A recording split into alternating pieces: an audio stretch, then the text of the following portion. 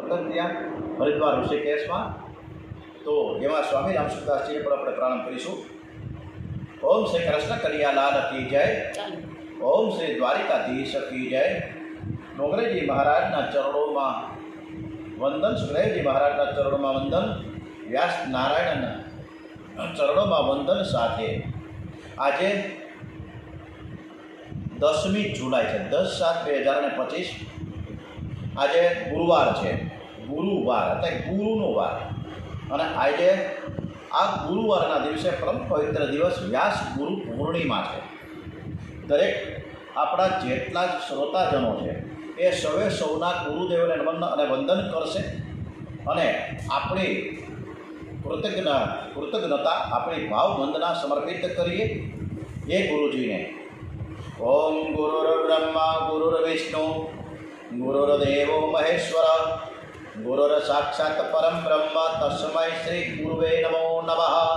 ઓમ શ્રી ગુરુવે નમો નમઃ। ઓમ શ્રી ડોંગરેજી મહારાજના ચરણોમાં વંદન। ઓમ શ્રી ગણપતિ મહારાજ કી જય, હનુમાનજી મહારાજ કી જય। ઓમ શ્રી ગાયત્રી માત કી જય, શ્રી સોમનાથ મહાદેવ કી જય। ઓમ શ્રી ભીષ્મ પિતામહ મહારાજ કી જય। હમણાં જ આપણે મહાભારત પર્વમાં ભીષ્મજીએ જે પ્રતિજ્ઞા કરી એ જ કથા તરફ આમાં શ્રીમદ ભાગવત રસામૃત સ્કંદ પ્રથમમાં આપણે આ ભીષ્મ પિતામહજી જે પ્રતિજ્ઞા કરી કે એમને આજીવન મૃત્યુ તો નહીં પણ ઈચ્છા મૃત્યુ થાય એવો વરદાન આપ્યા છે એમના પિતાશ્રી શાંતનુ મહારાજે। એ જ કથામાં હવે ભીષ્મ પિતાને સદગતિ કેવી રીતે મળી, એને સ્તુતિ કેવી રીતે કરી શ્રી કૃષ્ણ પરમાત્માને, આ કથા તરફ પ્રયાણ કરીએ। ગંગા કિનારે બાણશૈયા ઉપર 49 દિવસ 49 ડેઝ 49 દિવસ સુધી આ ભીષ્મ પિતામહ શ્રી કૃષ્ણ ભગવાનના દર્શન માટે તલસતા હતા। મને કહ્યું છે કે અંતકાળે હું જરૂર આવીશ, હજુ મારો પ્રભુ પધાર્યા નહીં।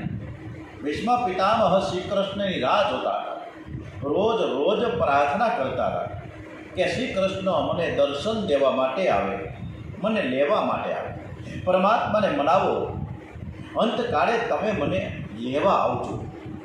ડોંગરેજી મહારાજ આપણને પણ બધાને એવી રીતના સંબોધન કરીને કહે છે કે પ્રભુને આપણે મનાવતા રહીએ કે અંતકાળે તમે મને લેવા આવો। સંતોનું મરણ છે ને મંગલમય હોય છે, સંતોનો જન્મ આપણા જેવો સાધારણ હોય છે, પણ સતત ભક્તિ કરવાથી તેનું મરણ મંગલમય થાય છે। તેથી સંતનો જન્મદિવસ ઉજવાતો નથી, પરંતુ સંતની પુણ્યતિથિ ઉજવાય છે। ઠાકોરજી જે દિવસે પ્રગટ થાય એ દિવસે ઉત્સવ કરવાનો, સંતોની પુણ્યતિથિ ઉજવવાની છે, એટલે ભંડારા થાય। ગંગા કિનારો છે, મોટા મોટા ઋષિઓ ભીષ્મ પિતામહને ઘેરીને ઊભા છે। પર્વત નારદ ધૌર્મ્ય ભગવાન બાદરાયણ બ્રદસ્વ ભરદ્વાજ શિષ્ય પરશુધર કોણ આવ્યા છે કુરુક્ષેત્રના મેદાનમાં, જ્યાં ભીષ્મ પિતામહ બાણશૈયા ઉપર સૂતા છે ત્યાં આવ્યા। વ્યાસ નારદજી પધાર્યા, પરશુરામ ભગવાન આવ્યા। આ મહાપુરુષ પ્રભુના ધામમાં કેવી રીતે જાય છે અને એ જોવા માટે સૌ આવ્યા। ભીષ્મ પિતામહ એવા સમર્થ છે કે યુદ્ધ કરતાં પડ્યા એ સમયે કાળ તેને લેવા આવ્યો, ત્યારે તેને કાળને કહ્યું કે જા તું અહીંથી, અત્યારે મારે આવવાનું નથી, હું તારે આધીન નથી, હું તો પરમાત્માને આધીન છું। ભગવાન દ્વારિકાનાથ મને લેવા આવશે। જેણે કામ ઉપર વિજય મેળવ્યો છે એણે કાળ ઉપર પણ વિજય મેળવી શકે છે। જે સતત ભક્તિ કરે છે તે કામ ઉપર પર વિજય મેળવી શકે। ભીષ્મ પિતામહ બાલ બ્રહ્મચારી છે, એમને કાળને પાછો કાઢ્યો। ભીષ્મ પિતામહ પરમાત્માની વાટ જુએ છે। ગંગા કિનારે અનેક સંતો આવ્યા, પણ પ્રભુ પધારતા નથી। ભીષ્મ પિતામહ કહે છે કે મારે દ્વારિકાનાથના દર્શન કરતાં પ્રાણ છોડવા છે। શ્રી કૃષ્ણ દર્શન માટે પ્રાણ તરસે છે।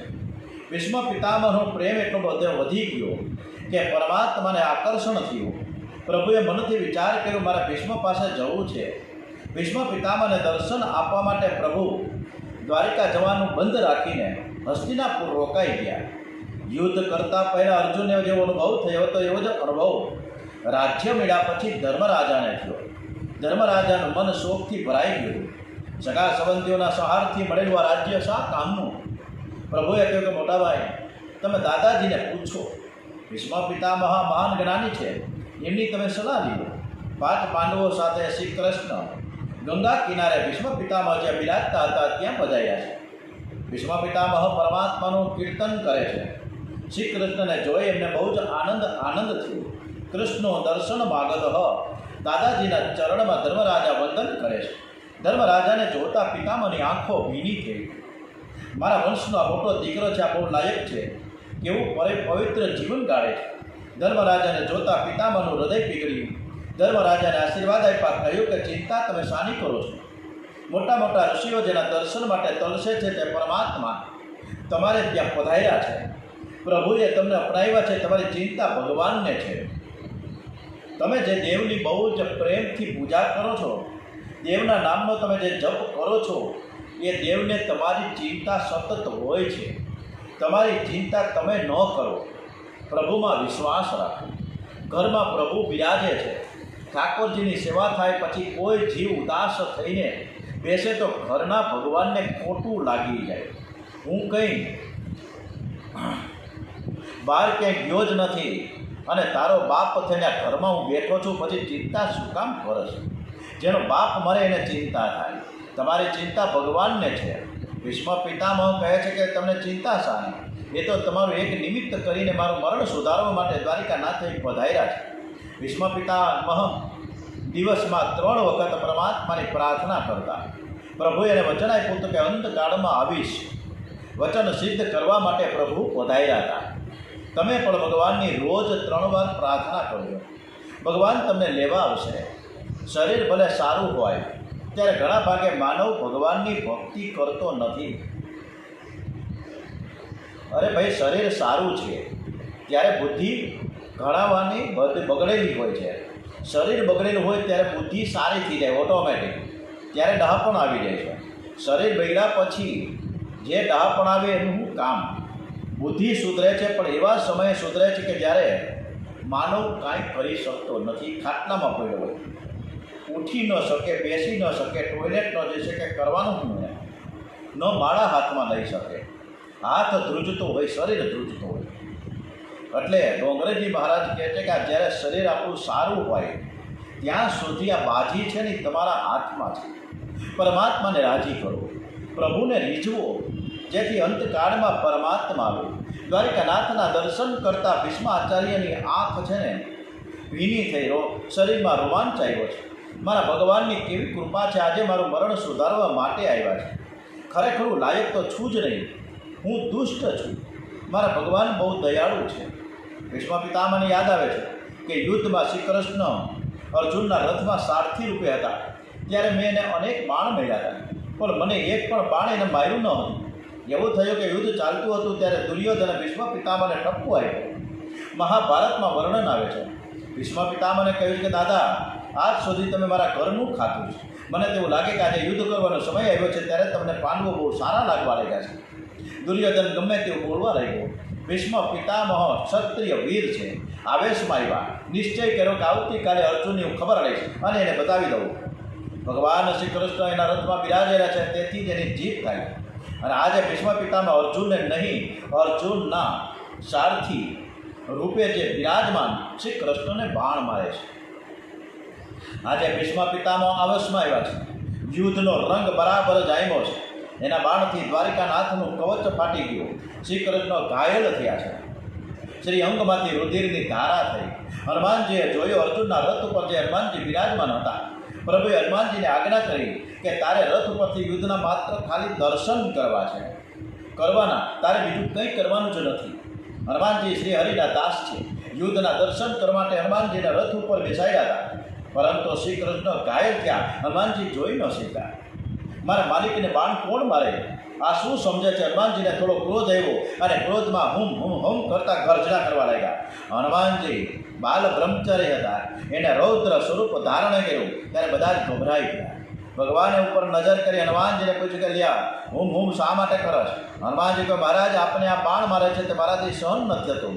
આપ મને આજ્ઞા આપો તો હું 2 જ મિનિટમાં કૌરવનો વિનાશ કરી નાખું. આપને કેટલો બધો પરિશ્રમ થાય છે હું જોઈ શકતો નથી. તમે મને આજ્ઞા કરો. પ્રભુએ સ્મિત હાસ્ય કર્યું. હનુમાનજીને કહ્યું હનુમાનજી મને કંઈ થયું જ નથી. હું અતિ આનંદમાં છું. આ તો લીલા છે. ઠાકોરજીના શ્રી અંગમાં રુધિર નથી, માંસ નથી, હાડકા નથી. શ્રી કૃષ્ણના શ્રી અંગમાં મળ નથી, મૂત્ર નથી. શ્રી કૃષ્ણ સ્વરૂપ એ આનંદમય છે. આનંદમયો વ્યાસાતા. આનંદ એ જ કૃષ્ણ. કેટલાક એવું માને કે ઈશ્વરમાં આનંદ છે. ઈશ્વરમાં આનંદ છે એવું જે માને છે તેના સિદ્ધાંતમાં આનંદ અને ઈશ્વર 2 તત્વો જુદા પડે. વ્યાસ મહર્ષિનો સિદ્ધાંત છે આનંદ એ જ શ્રી કૃષ્ણ. શ્રી કૃષ્ણ અને આનંદ એ 2 જુદા નથી, એક જ છે. શ્રી કૃષ્ણના શ્રી અંગમાં કેવળ અને કેવળ આનંદ ભયો છે. નિરાકાર આનંદ એ જ નરાકાર શ્રી કૃષ્ણ રૂપે પ્રગટ થયો છે. શ્રીઅંગમાંથી રુધિર કેવી રીતે નીકળે? આ તો લીલા છે. પરમાત્મા આનંદમય છે. હનુમાનજીને સમજાય તો હું કરતાં કરતાં ગર્જના કરીશ નહીં. તો હુંકાર કરે તો અહીં યુદ્ધની સમાપ્તિ થઈ જાય. આ તો મારી લીલા છે. ભીષ્મ પિતામહને યાદ આવ્યું. હનુમાનજીએ હુંકાર કર્યો તો ત્યારે પણ હું ગભરાઈ ગયો હતો. મેં તો યુદ્ધમાં શ્રી કૃષ્ણને વિવેક વગર બાણ માર્યા, છતાં આજે મારું મરણ સુધારવા માટે આવ્યા છે. શ્રી કૃષ્ણ જેવા કોઈ દયાળુ નથી. મારા જેવા જગતમાં કોઈ દુષ્ટ નથી. મેં ભગવાનને બાણ માર્યા. માલિકનું શરીર તો અતિ કોમળ છે. ઠાકોરજીના ચરણમાં વધારે તુલસી જે અર્પણ કરતાં પણ વૈષ્ણવોને સંકોચ થાય છે. શ્રી ચરણ છે ને કમળ કરતાંય પણ કોમળ છે. બહુ તુલસી અર્પણ કરવું અને કદાચ ભગવાનને વજન લાગે તો જે ચરણમાં તુલસીજી અર્પણ કરતા વૈષ્ણવને સંકોચ થાય છે. અરે ધિકાર છે મને કે મેં શ્રી અંગમાં બાણ માર્યા. ચતુર્ભુજ દ્વારિકાનાથના દર્શન કરતાં ભીષ્મ આચાર્યજીને તૃપ્તિ થતી નથી. 2 હાથ જોડ્યા અને કહ્યું કે આપે બહુ કૃપા કરી. મારી એવી ઈચ્છા છે કે તમારા દર્શન કરતાં હું પ્રાણ છોડું. ભીષ્મ પિતામહને થોડી શંકા થઈ. આ બધા જ ઋષિઓ દ્વારિકાનાથને આસન આપે, એમને સિંહાસન પર પધરાવે તો કદાચ મને એના દર્શન બરાબર થશે નહીં. અત્યારે ઊભા છે તેથી ચરણથી મુખારવિંદ સુધી શ્રી કૃષ્ણના દર્શન થાય છે. એણે પ્રભુને કહ્યું કે તમે મારા માટે પધાર્યા છો તો ઊભા રહો. શ્રી કૃષ્ણ કહે હું ક્યાં સુધી ઊભો રહું? ત્યારે ભીષ્મ આચાર્યજીએ કહ્યું છે કે આ શરીર છોડીને હું તમારા ધામમાં ન જાઉં ત્યાં સુધી તમારે ઊભા રહેવાનું છે. ન એ દેવ દેવેશ્વર વસો સ્વ ધ્યાનમાં જ્યાં લાગી પ્રાણ ન દેહ ત્યાગતા પ્રસન્ન હાસ્ય અરુણાક્ષ શોભિત મુખામ ભુંજે ધ્યાન રહો ચતુર્ભુજ. ભક્તો ભગવાનને પરતંત્ર કરે છે. પ્રભુએ સ્મિત હાસ્ય કર્યું. ભીષ્મ પિતામહને કહ્યું કે ધર્મરાજાને તમે સમજાવો. એમને કંઈક પૂછવાની ઈચ્છા છે. પરમાત્માને ભીષ્મ પિતામહના વંદન કરીને કહે છે કે ધર્મરાજા મને જે કંઈ પૂછવું હોય તે પૂછે. મને કોઈ વાંધો નથી, હું જવાબ આપીશ. પરંતુ મારા મનમાં એક શંકા છે કે અત્યારે હું કોને પૂછવા જાઉં? મારે કંઈક પૂછવું છે. ભીષ્મ પિતામહે એવી ખ્યાતિ હતી કે એવો જ્ઞાની પુરુષ જગતમાં કોઈ થયો ન હતો અને થવાનો ન હતો. બધાને આશ્ચર્ય થયું કે આવા મહાન જ્ઞાનીને શું પૂછવાનું હશે? પ્રભુએ સ્મિત હાસ્ય કર્યું. દાદાજી તમારે જે કાંઈ પૂછવું હોય તો તમે પૂછી શકો છો. ભીષ્મ પિતામહ દ્વારિકાનાથને વંદન કરીને બોલ્યા કે મને બરાબર યાદ છે કે મેં જીવનમાં કોઈ દિવસ પાપ નથી કર્યું. મેં તનથી તો પાપ કર્યું નથી, કોઈ દિવસ મનથી પણ પાપ કર્યું નથી. હું ગંગા પુત્ર ભીષ્મ છું. મારું મન ગંગાજળ જેવું શુદ્ધ છે. મેં બહુ પવિત્ર જીવન ગાયું છે. ભીષ્માચાર્યજી આ કોને કહે છે? આ અંતર્યામી પરમાત્મા નારાયણને કહે છે, જે તનથી પણ જાણે છે, મનની વાતો પણ જાણે છે. પ્રભુએ સ્મિત હાસ્ય કર્યું અને સમંતી આવતા માથું હલાવ્યું. ખરું બોલ્યા છો, તમે પાપ કર્યું જ નથી, તેથી તો હું તમને મળવા માટે આવ્યો છું. ભીષ્મ પિતામહે કહ્યું મેં પાપ કર્યું નથી તો મને સજા કેમ? દુઃખ એ પાપનું મૂળ છે. દુઃખ એ પાપનું ફળ છે. મેં પાપ કર્યું નથી છતાં બાણની અણીમાં આ સુવાનો પ્રસંગ કેમ આવ્યો? તમારું ધ્યાન કરું છું, સ્મરણ કરું છું, પણ વેદના બહુ થાય છે. પ્રભુએ સ્મિત હાસ્ય કર્યું અને કહ્યું દાદાજી આપે પાપ કર્યું નથી, પણ એકવાર પાપ જોયું છે એની આ સજા છે. પાપ જોનારને પણ સજા થાય. પાપ જુએ, સાંભળેનો વિચાર કરે, બીજાના પાપનું સ્મરણ કરે તે સૌને સજા થાય. ધર્મની ગતિ અતિ સૂક્ષ્મ છે. ભીષ્મ પિતામહને યાદ નથી આવતું એમણે ક્યારે પાપ જોયું હશે. પ્રભુએ કહ્યું કે દાદા તમે ભૂલી ગયા છો, પણ બધાનું હું ધ્યાન રાખું છું. મને બધાનું યાદ જ હોય. દુશાસન દ્રૌપદીને સભામાં લઈ આવ્યા. આપ તે સભામાં બેઠા હતા. દુર્યોધન દુશાસન તો મૂર્ખ હતા, તમે તો ડાહ્યા હતા ને. હું તે સભામાં આવ્યો હતો. સભામાં પ્રભુએ દ્રૌપદીને સુંદર સાડીઓ પહેરાવી. એકલા દ્રૌપદીને પ્રભુના દર્શન થયા. મારા દ્વારિકાનાથ મારા માટે દોડતા દોડતા આવ્યા છે. સભામાં ભીષ્મ, દ્રોણ, ગુરુ જેવા જ્ઞાની પુરુષો બેઠા હતા. એ કોઈને પ્રભુના દર્શન થયા નહીં. આજે પ્રભુએ ભીષ્મ પિતામહને થોડો ઠપકો આપ્યો. એક મહાન પતિવ્રતા સ્ત્રી, આર્ય નારી અને તમારા ઘરની પુત્ર વધુ, જેના પર ભર સભામાં અત્યાચાર થાય, અન્યાય થાય અને તમારા જેવા જ્ઞાની પુરુષો ત્યારે બેસીને જોયા કરે. આજે પાપ કર્યું નથી તે વાત સાચી છે, પણ દુર્યોધને પાપ કર્યું તે આપણે જોયું અને તેની આ સજા થઈ. પ્રભુના દરબારમાં અન્યાય નથી.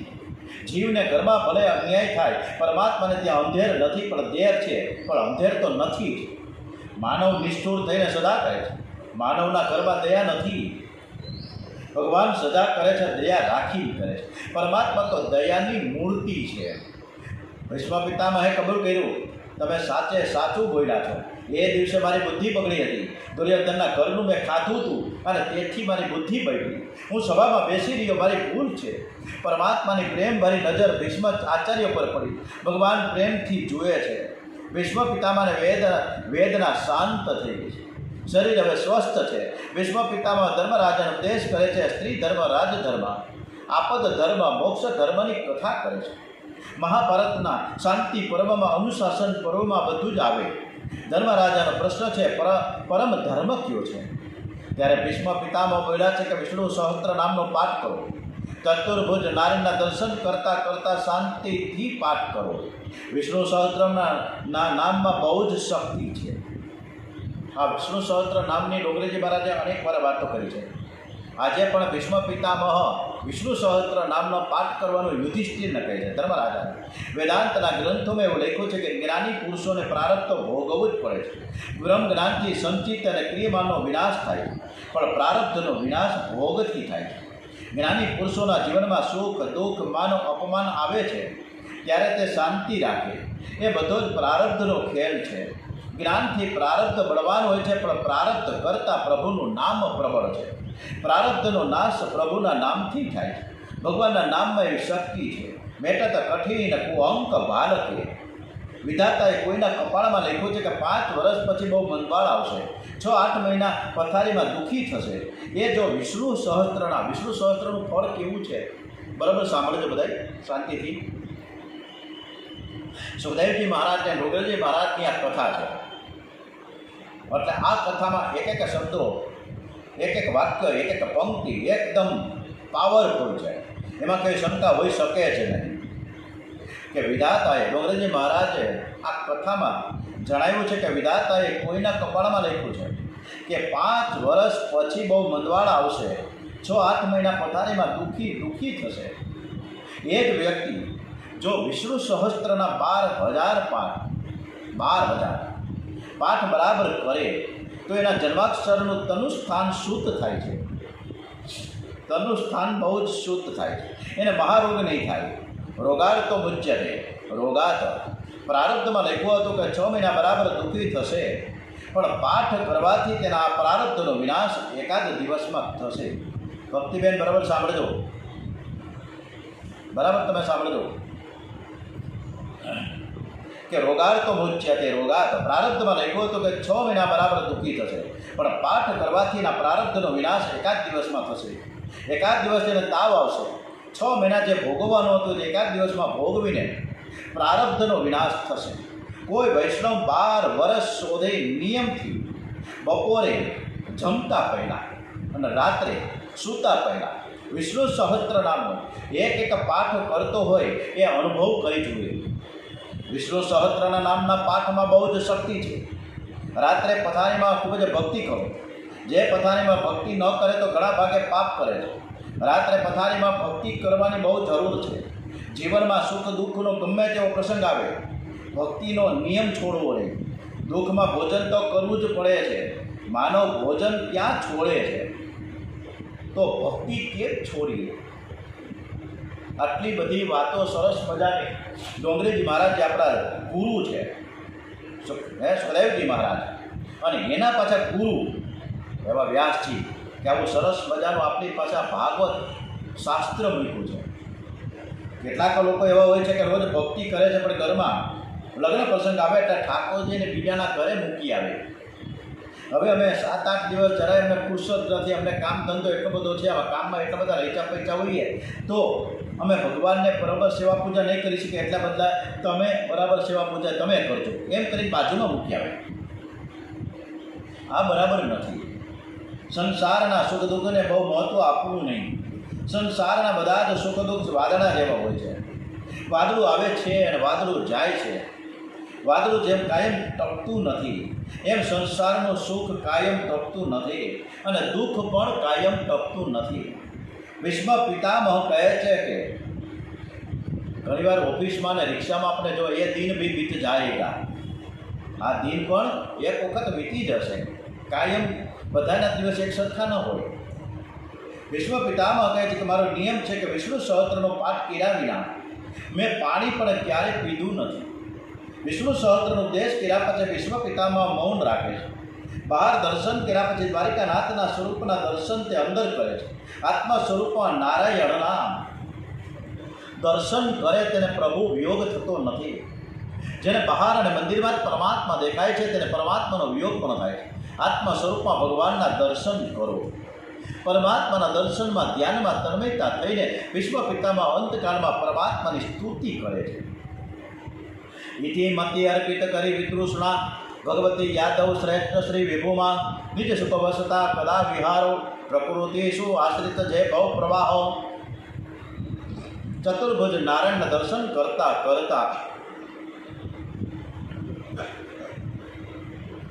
ચતુર્ભુજ નારાયણના દર્શન કરતા કરતા હૃદય પીગળ્યું છે, આંખો ભીની થઈ, બે હાથ જોડ્યા છે. મનથી વિચાર કરે કે મારા ભગવાનને હું શું ભેટ આપું. પરમાત્માના દર્શન કરતા ભીષ્મ પિતામહ કહે છે કે મારી નિષ્કામ બુદ્ધિ અને મારું નિરપેક્ષ મન હું તમને અર્પણ કરું છું. મને હવે મનની જરાય જરૂર નથી. હવે સંસારનું કોઈ પણ સુખ ભોગવવાની મને ઈચ્છા નથી. મારું મન હવે શુદ્ધ છે, બુદ્ધિ નિષ્કામ છે. મારા મન બુદ્ધિ અર્પણ કરીને મારે કંઈ માંગવું નથી. આ જીવ ઈશ્વરને કંઈ અર્પણ કરે છે ત્યારે તે લેતા ભગવાનને પણ સંકોચ થાય છે. આપે છે ખરો પણ વધારે માગશે એવું લાગે છે. કેટલાક લોકો કોર્ટમાં તારીખ હોય એ દિવસે ભગવાન પાસે ખાસ દર્શન કરવા જાય અને ભગવાનને ભેટ ધરે છે. 1100 રૂપિયા ભેટ આપીને ભગવાનને કહે, હે ભગવાન તમે કૃપા કરો, આજે તારીખ છે કોર્ટમાં, મારા ભાઈ ઉપર મેં કોર્ટ કેસ કર્યો છે, મારા ઉપર તમે દયા રાખજો. એટલે કે મારા માટે તમે કોર્ટમાં આવજો. એ કોર્ટમાં પ્રભુને લઈ જાય. ભગવાન કહે છે કે તું વકીલને 5-10 હજાર રૂપિયા આપો અને વકીલ કોર્ટમાં આવે અને તું મને 1100 રૂપિયામાં સમજાવીને કોર્ટમાં લઈ જવા માંગે છે. આ જીવ બહુ જ ગઠિયો છે. થોડું આપીને વધારે લેવાની ઈચ્છા રાખે છે. ભીષ્મ પિતામહને કંઈ માંગવું નથી. એમની સ્તુતિનો વિચાર કરતા એવું લાગે કે ભક્તિથી મરણ સુધરે છે. જ્ઞાનને ભરોસે બહુ રહીશો નહીં. શરીર સારું હોય ત્યારે બ્રહ્મજ્ઞાનની વાતો કરવી એ કંઈ કઠણ નથી, સહેલી છે. પરંતુ શરીર બગડ્યા પછી જીવ દેહાધ્યાસમાં આવે છે, જ્ઞાન ભૂલાઈ જાય. 8-10 વર્ષનું બાળક પણ જાણે છે કે શરીરથી આત્મા જુદો છે. લોકો શરીરને બાળે છે, આત્માને કોઈ બાળી શકતું નથી. આ શરીર હું નથી, આત્મા એ હું છું. શરીર સારું હોય ત્યારે ભલે જ્ઞાનની એવી બધી વાતો કરે, પણ શરીર બગડ્યા પછી જીવ દેહાધ્યાસમાં આવે. આ શરીર તે જ છે. દેહનું સુખ એ મારું સુખ અને દેહનું દુઃખ એ મારું દુઃખ. સાધારણ તાવ આવે છે, જ્ઞાન ભૂલાઈ જાય. આત્મા તો નિર્વિકાર છે, આનંદમય છે. એને તાપ નથી, ટાઢ નથી, તાવ નથી, પણ દેહને તાવ આવે એટલે જીવ એવું સમજે કે મને જે તાવ આવ્યો. સાધારણ દુઃખમાં પણ જ્ઞાન ભૂલાય છે. અંતકાળમાં તો અતિ દુઃખ થાય. આપણા શાસ્ત્રમાં લખ્યું છે કે 1000 વીછી કરડે. આ ડોંગરેજી મહારાજ શાસ્ત્ર આધારિત વાત કરે છે કે 1000 વીછી કરડે ત્યારે જેવું દુઃખ થાય એવું જ દુઃખ શરીર છોડતા જીવને થાય છે. એક વીછી કરડે ત્યારે કેવી વેદના થાય બધા જાણે છે. 1000 વીછી એક સમયે કરડે તો શું થાય? અંતકાળમાં જ્ઞાન ભૂલાઈ જાય છે. જ્ઞાન દગો કરે છે, જીવ દેહાધ્યાસમાં આવે છે, શરીરમાં એનું ચિત્ત જાય છે અને તેથી મરણ બગડે છે. ભક્તિથી જ મરણ સુધરે. સતત ભક્તિ કરવાની તમે ટેવ પાડો. તમને ભગવાન સુખ આપે તો એકલા સુખ ભોગવતા નહીં. શ્રી કૃષ્ણને સાથે રાખીને સુખ ભોગવું. જે ભગવાનને સાથે રાખીને સુખ ભોગવે એ કોઈ દિવસ દુઃખી થતો નથી. સુખમાં ભગવાનને સાથે રાખો, સુખમાં ભક્તિ છૂટે નહીં એની તમે કાળજી રાખો. તમારા જીવનમાં કોઈ દુઃખનો પ્રસંગ આવે તો દુઃખમાં પણ ભગવાનને સાથે રાખજો. દુઃખમાં જે પ્રભુને સાથે રાખે છે એના મન ઉપર દુઃખની બહુ અસર થતી નથી. સુખ અને દુઃખ મનને થાય છે, આત્માને થતા નથી. આત્માને તો સુખ નથી, આત્માને દુઃખ પણ નથી. આત્મા છે એ પરમાત્માનો અંશ છે, આનંદમય છે. સુખ દુઃખમાં પ્રભુને સાથે રાખો. ગમે તેવો પ્રસંગ આવે ભગવાનની ભક્તિ છૂટે નહીં એવી તમે સતત અને સતત ટેવ પાડો. સતત ભક્તિ કરવાની જેને ટેવ પડે એને જ અંતકાળમાં ભગવાન યાદ આવે છે, એનું જ મરણ સુધરે છે. ભીષ્મ પિતામાં બોલ્યા છે કે હું શરણે આવ્યો છું, હું તમારો છું, નાથ કૃપા કરો. પ્રભુએ પ્રેમથી થોડો ઠપકો આપ્યો. દાદાજી તમે આજે બોલો છો કે હું શરણે આવ્યો છું અને હું તમારો છું. તમે મારા હતા તો પાંડવ પક્ષમાં રહીને કૌરવની સામે તમે યુદ્ધ કેમ કરતા હતા? કૌરવે અન્યાય કર્યો હતો એ આપ જાણતા હતા, છતાં કૌરવ પક્ષમાં તમે કેમ રહ્યા? આપ મારા હતા તો અર્જુને બાણ તમે કેમ માર્યા? કૌરવોમાં તમારી કઈ આસક્તિ હશે, ભીષ્મ પિતામાં કૌરવમાં નહીં. મારી આસક્તિ શ્રી કૃષ્ણમાં છે, તમારી સાથે, અને તેથી જ હું કૌરવ પક્ષમાં રહ્યો. મેં એવો વિચાર કર્યો કે પાંડવ પક્ષમાં રહીને કૌરવની સાથે યુદ્ધ કરું તો અર્જુનના રથમાં બિરાજેલા પાર્થ સારથી એવા શ્રી કૃષ્ણના હું દર્શન બરાબર કરી ન શકું. હું તમારા દર્શન કરવા માટે સામા પક્ષમાં ઊભો હતો. પાર્થ સારથીનું સ્વરૂપ મને બહુ જ ગમે છે. એક હાથમાં લગામ છે, એક હાથમાં ચાબુક છે, એક હાથ અર્જુનના માથે પધરાવેલો છે, એક હાથ જ્ઞાન મુદ્રાવાળો છે. હું બરાબર તમારા દર્શન કરતો હતો. આપે અર્જુનને કહ્યું મામાનો સ્મરણ યુદ્ધ ચ. અર્જુન તું મને ભૂલીશ નહીં, હું તમને ભૂલ્યો નથી. હું તમારા દર્શન કરતાં કરતાં યુદ્ધ કરતો હતો. ભીષ્મ પિતામહે સુંદર સ્તુતિ કરી છે. પછી તમને ચારે બાજુ નારાયણ દેખાયા. અંદર નારાયણ, બહાર નારાયણ, જમણી બાજુ નારાયણ, ડાબી બાજુ નારાયણ. નારાયણ સિવાય બીજું કંઈ નહીં. ભીષ્મ પિતામહ બોલ્યા હવે ભક્ત ભગવાનથી અલગ રહી શકે એમ નથી. સાધારણ ભક્તિમાં ભક્ત અને ભગવાન બે જુદા હોય છે. અતિશય ભક્તિ વધે ત્યારે ભેદનો વિનાશ થાય છે. ભક્તિ જ્યારે બહુ વધે છે ત્યારે ભક્ત અને ભગવાન બે મટીને એક થઈ જાય. પછી ભક્ત ભગવાનથી અલગ ન રહી શકે. ભીષ્મ પિતામહની ભક્તિ હવે છેલ્લી કક્ષાની છે. અંદર ને બહાર નારાયણના દર્શન કરતા કરતા ગંગા કિનારે ઉત્તરાયણમાં ભીષ્મ પિતામહ ભગવત સ્વરૂપમાં લીન થયા. દેવો જય જયકાર કરે છે, પુષ્પ વૃષ્ટિ કરે છે. આવો મહાન પુરુષ થયો નથી અને થશે પણ નહીં. ધર્મરાજાને આનંદ થયો છે, દાદાજીને સદગતિ મળી. આવી સદગતિ કોઈને મળી નથી.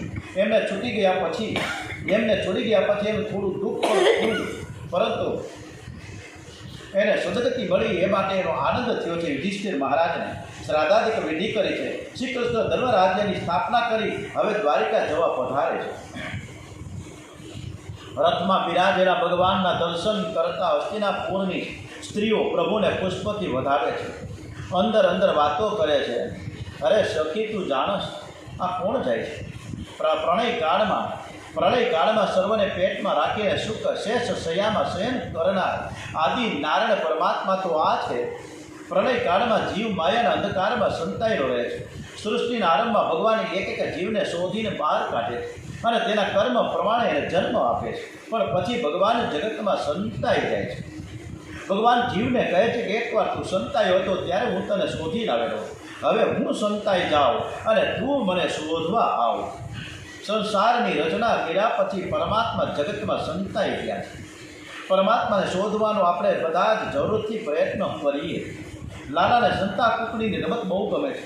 બાલકૃષ્ણલાલ ગોકુળમાં સંતા કુકડીની રમત રમે છે, થપ્પોદાર રમે છે. બાળકો સંતાઈ જાય ત્યારે કનીઓ તેમને શોધવા જાય. કોઈ વખત કનીઓ સંતાઈ જાય, બાળકો શોધવા જાય. આ જીવ અને ઈશ્વરની રમત છે. ઓમ શ્રી કૃષ્ણ કનૈયાલાલ કી જય. ઓમ શ્રી દ્વારિકાધીશ કી જય. ડોંગરેજી મહારાજ કી જય. શ્રી સુખદેવજી મહારાજ કી જય. શ્રી વ્યાસ નારાયણ ભગવાન કી જય.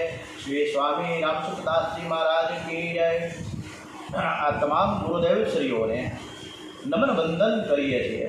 गुरुर्ब्रह्मा गुरुर्विष्णु गुरुर्देवो महेश्वर गुरुर् साक्षात् परम ब्रह्म तस्मै श्री गुरुवे नमो नमः। ओम श्री भागवत भगवान जी महाराज की जय। ओम नमो भगवते वासुदेवाय। भारत माता की जय। वंदे वेद मातरम वंदे वेद मातरम। श्री सत्य सनातन हिंदू धर्म की जय। ओम नमः पार्वती माते। हर हर हर हर हर हर हर महादेव हर।